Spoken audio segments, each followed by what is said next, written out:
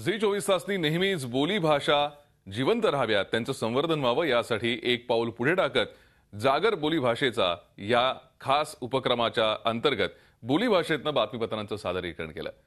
त्याच अनुषंगाने आता आम्ही संस्कृतमधून अर्थात देववाणीतून आजच्या या स्वागत यात्रांचं गुढीपाडव्याच्या कार्यक्रमांचं विशेष विश्लेषण देववाणीतून करणार आहोत आणि त्यासाठी आपल्या सोबत आहेत माधव केळकर। आपण त्यांचं स्वागत करूयात। माधव केळकर, आपलं स्वागत झी 24 तास मध्ये। माधव केळकर हे संस्कृत भाषेचे अभ्यासक आहेत, त्याचबरोबर संस्कृत भारती या संस्थेमध्ये ते कार्यरत आहेत आणि संस्कृत भाषेवरती ते पीएचडी सुद्धा करतायत। आपण थेट त्यांच्यापासूनच सुरुवात करूयात। माधव केळकर, आजच्या या सगळ्या सोहळ्याचं महत्त्व तुम्ही संस्कृतमधून कसं विशद कराल? सर्वे ये प्रेक्षकाः सन्ति तेषां सर्वेषां हार्दम् अभिनन्दनं करोमि। अत्र भारतीय नववर्षस्य स्वागतं सर्वदा वयं गुढी इति यत् पारंपरिक कार्यक्रमः भवति तेन वयं कुर्मः। तादृशं महत्त्वं बहु पूर्वकालात् एव अस्ति। यदा रामरावणस्य युद्धम् अभवत्, रामः विजयी अभवत्, तदनन्तरं तस्य स्वागतार्थमपि गुढी इति यत् प्रतीकमस्ति तत् अयोध्यायां सर्वत्र कृतमासीत्। शालिवाहनशकस्य अपि आरम्भः एतस्मिन् दिने एव भवति। विविधप्रकारेण गत कतिचन वर्षेषु शोभायात्राद्वारा अपि एतस्य वर्षस्य स्वागतं कुर्वन्ति। एतत्तु भारतीयं नववर्षं, भारतीय नववर्षस्य आरम्भदिनम्, अतः एतस्य वैशिष्ट्यपूर्णं स्वागतं भवतु एतदर्थं प्राचीनकालात् तथा च एतस्मिन् नवे युगे अपि विविधप्रकारेण स्वागतं कुर्वन्ति। अत्र विशेषतया चिन्तनीयं नाम भारतीय नववर्षं यद् भवति तत् नववर्षं सूर्योदयेन आरब्धं भवति। पाश्चात्य विचारानुसारं रात्रौ 12वादने यदा उत्तररात्रिः आरब्धा भवति तदा स्फोटकानां ज्वालनेन वयं नूतनवर्षम् आरब्धम् इति कुर्मः। परं भारतीयचिन्तनानुसारं सूर्योदयेन एव, सूर्यस्य प्रकाशेन एव एतत् सर्वं जगत् प्रकाशितं भवति। तेन एव नूतनस्य दिनस्य, नूतनवर्षस्य आरम्भः भवति इति वयं सर्वेपि जानीमः। अतः भारतीय नववर्षस्य आरम्भः सूर्योदयेन भवति, न तु अर्धरात्रि समाप्ता भवति तदा भवति। आपण पाहतोय की दोन संस्कृतींमधला फरक, दोन नववर्षाच्या स्वागतांमधली ही विविधता किंवा या दोन नववर्षाच्या स्वागतांमधला हा फरक माधव केळकर यांनी विशद केलाय। या नववर्ष स्वागत यात्रांमधून अनेक पारंपरिक किंवा परंपरा जपणारे उपक्रम किंवा समाजाला काही संदेश देणारे उपक्रम या नववर्ष स्वागत यात्रांमधून आपल्याला पाहायला मिळत असतात। ठिकठिकाणी आज नववर्ष स्वागत यात्रांचं आयोजन करण्यात आलंय। त्याचबरोबर काल पूर्वसंध्येलाच अनेक ठिकाणी नववर्षाचं स्वागत करण्यासाठी विविध कार्यक्रमांचं आयोजन केलं गेलं होतं आणि आज सकाळी म्हणजे पहाटे 6 वाजल्यापासून महाराष्ट्रातल्या बहुतेक प्रमुख शहरांमध्ये स्वागत यात्रा सुरू झालेल्या आहेत। त्याचंही थेट विश्लेषण आपण संस्कृतमधून ऐकणार आहोत। मात्र तिकडे जाण्याआधी माधव केळकर, जसं आता आपण या गुढीपाडव्याचं महत्त्व विशद केलं, तो आपण का साजरा करतो हे तुम्ही सांगितलं।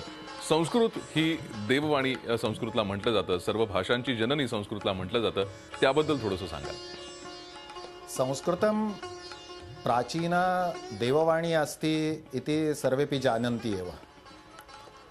परं केवलं भारतीय भाषाणां जननी संस्कृतम् इति वदामः, परं विश्वे विद्यमान भाषासु संस्कृतात् आगताः कतिचन शब्दाः अपि सन्ति।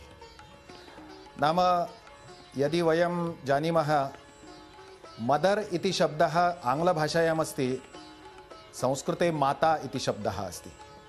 फादर इति शब्दः आङ्ग्लभाषायाम् अस्ति, पिता इति शब्दः संस्कृते अस्ति। एवं उदाहरणद्वयं वयं पश्यामः। यदि इतोपि वयम् अन्वेषणं कुर्मः, कतिचन एतादृशाः शब्दाः सन्ति ये अपभ्रंशरूपेण विविधभाषासु सन्ति एव।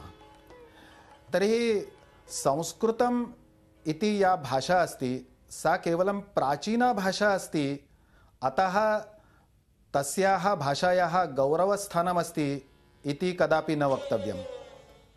अपि तु संस्कृतभाषा संस्कृता नाम यत्र उत्तमः संस्कारः कृतः अस्ति, रिफाइन इति यद् वदामः, तादृश उत्तमं व्याकरणम्, उत्तम उच्चारणज्ञानं, यथा उच्चारणं तथैव लेखनमपि। आङ्ग्लभाषायाः लेखनसमये कदाचित् विविधानाम् अक्षराणां सहयोगेन लेखनं करणीयं भवति। यथा वयं प इति लिखामः, पि इति अक्षरं लिखामः, फ इति लेखनम् अपेक्षितं तर्हि पि एच् इति करणीयं भवति।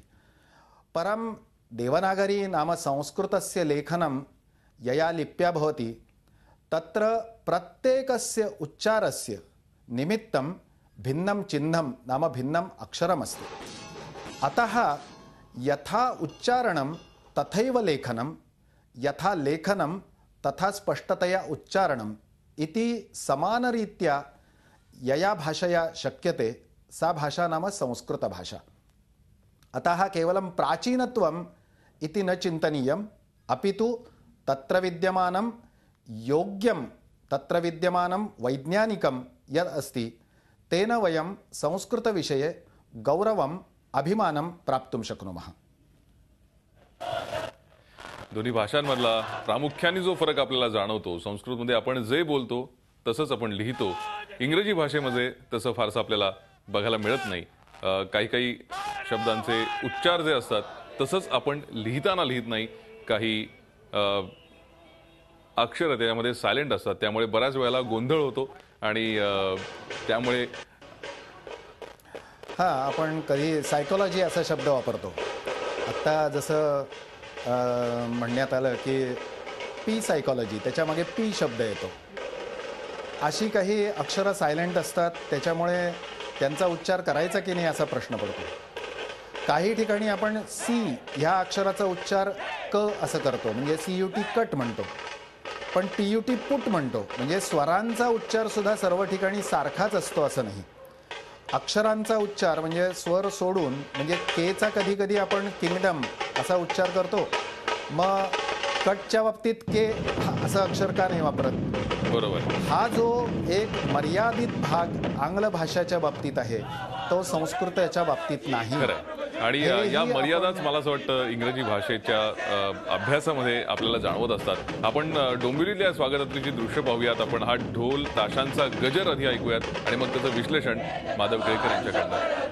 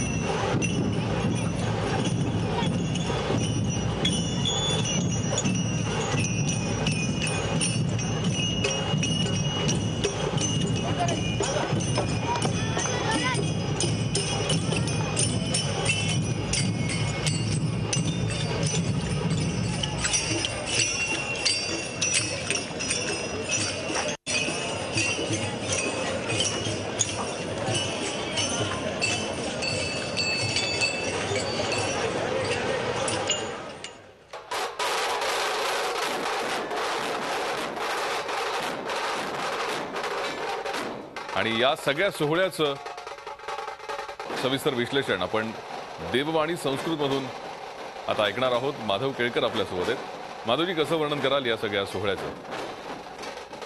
भारतीय जनाः उत्सवप्रियाः इति वयं सर्वेपि जानीमः। अतः संपूर्णे वर्षे भारतीय कालगणनानुसारं प्रायः प्रतिमासे कश्चन उत्सवः अस्ति एव। तस्य उत्सवप्रियस्य भारतीयमनुष्यस्य सम्पूर्णं प्रगटीकरणम् इदानीं विविधस्थाने याः शोभायात्राः प्रचलन्ति तत्र वयं द्रष्टुं शक्नुमः। केवलम् आविष्कारः करणीयः इति कदाचित् कृत्रिमं भवेत्। कदाचित् वयं यत्र केवलं दूरदर्शने द्रष्टव्यम् अथवा कुत्रचित् शूटिङ्ग् इति यद् वदन्ति चित्रपटदृश्यानि यानि भवन्ति तत्र कदाचित् उत्साहः कृत्रिमः भवति। परं प्रत्यक्षतया यस्मिन् उत्सवदिने एतादृशाः कार्यक्रमाः भवन्ति तत्र तस्य दिनस्य अपि किञ्चित् महत्त्वं भवति। नाम चित्रपटे कदाचित् गणेशोत्सवस्य दर्शनं वयं पश्यामः तदा तत् केवलं चित्रपटस्य निमित्तं कृतं भवति। परं प्रत्यक्षतया गणेशोत्सवस्य शोभायात्रा प्रत्यक्षतया यदा प्रचलति तदा तत्र विद्यमानः उत्साहः द्विगुणितः त्रिगुणितः चतुर्गुणितः वा भवति। अतः वयम् इदानीमपि द्रष्टुं शक्नुमः यत् अद्य वर्षप्रतिपदा अस्ति, वर्षस्य आरम्भदिनमस्ति। अतः साक्षात् एतस्मिन्नेव दिने याः शोभायात्राः इदानीं चलन्ति तत्र सर्वेषाम् उत्साहः द्विगुणितः चतुर्गुणितः अस्ति। वयम् इदानीमपि द्रष्टुं शक्नुमः यत् सर्वत्र याः शोभायात्राः इदानीम् आरब्धाः सन्ति ताः शोभायात्राः यदा इदानीम् आरब्धाः प्रायः अत्र आगताः सर्वेपि जनाः प्रातः नाम 5 वादने 4 वादने वा उत्थाय स्नानादिकं कृत्वा स्वगृहस्य गुढी नाम ब्रह्मध्वजस्य पूजां कृत्वा तदनन्तरं सर्वाणि गृहकार्याणि गृहस्य आचाराः तत्सर्वं समाप्य इदानीं मार्गे शोभायात्रायां सन्ति। अतः प्रत्येकस्य मुखे यत् पारम्परिकं सौष्ठवम् उत्साहः सौन्दर्यं दृश्यते तत्सर्वं कदाचित् चित्रपटदर्शनसमये न भवेत्। परं प्रत्यक्षतया तस्मिन् उत्सवदिने यदा एतादृशः कार्यक्रमः भवति तदा वयं प्रत्यक्षतया द्रष्टुं शक्नुमः। अत्र इदानीं वयं ढोलपथकं पश्यामः कथं बालिकाः अपि उत्साहेन नाम केवलं तासाम् उत्साहः अस्ति इति न, ये नागरिकाः एतस्य ढोलपथकस्य दर्शनार्थं तत्र उपस्थिताः सन्ति तेषामपि यदि उत्साहं पश्यामः सः उत्साहः अपि एतस्य ढोलश्रवणेन द्विगुणितः चतुर्गुणितः जायमानः अस्ति। खरं हा उत्साह असाच वाढत राहणार आहे आणि या स्वागतयात्रेचं विश्लेषणही आपण असंच करत राहणार आहोत। मात्र त्यापूर्वी वेळ झाली एका छोट्याशा झी 24 तास रहा एक पाऊल पुढे।